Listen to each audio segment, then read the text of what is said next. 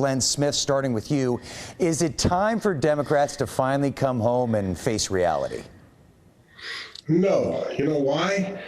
Because Governor Abbott vetoed the budget for the legislature and made them hostages to his will. Never before in history has a governor said, you only get to be a legislature, a paid legislature with staff and bipartisan independent agencies, if you pass the bills I want you to pass.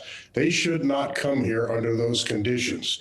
They can't be hostages to the will of one would-be dictator. This is something you might expect from the Turkish President Erdogan or somebody. So their fight for voting rights is important, but just as important is the Texas Constitution and the separation of powers, and they should fight to maintain those.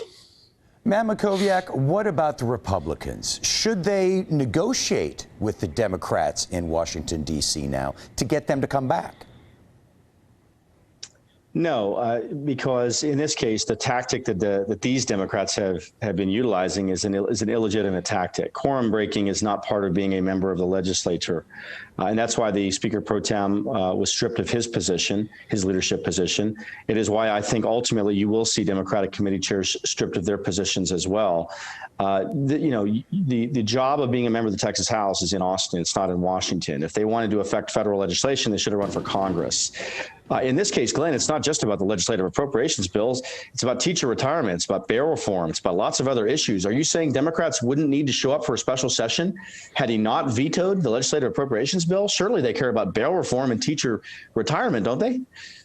Yeah, they care so much about the teacher retirement bill that they all voted for it in the regular session. The Republicans killed it, and now they're hypocritically holding it out as some kind of bait. This is ridiculous.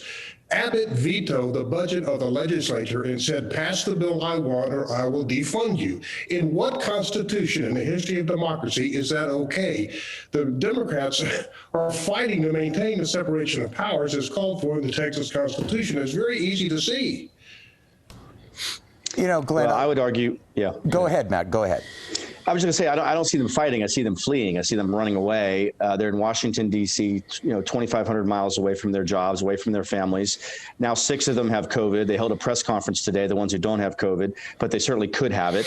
They've now threatened the health of 2 constitutional officers and the Vice President of the United States and the Speaker of the House, both of whom have aides who have now come down with COVID after meeting with these runaway Democrats. So look, this charade needs to come to an end. It started off as a farce. It became a super spreader event.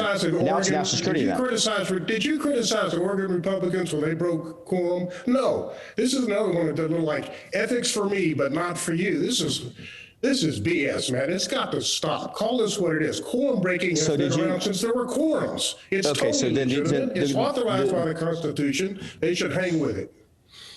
Okay, then the corollary to that, Glenn, no, I'm not paying a lot of attention to Oregon Republicans. Apparently you are. Did you celebrate Oregon Republicans using this quote unquote legitimate tactic or not? Yeah, I mean, I think it's a legitimate tactic. Absolutely. It is in every democracy that has a constitution and requires a quorum for action in the legislature. And to say it's not is a lie. It's simply a lie. All right. Well, gentlemen, I am sorry to interrupt, but we've got to wrap it up. Once again, Glenn, Matt, thank you so much for talking with us.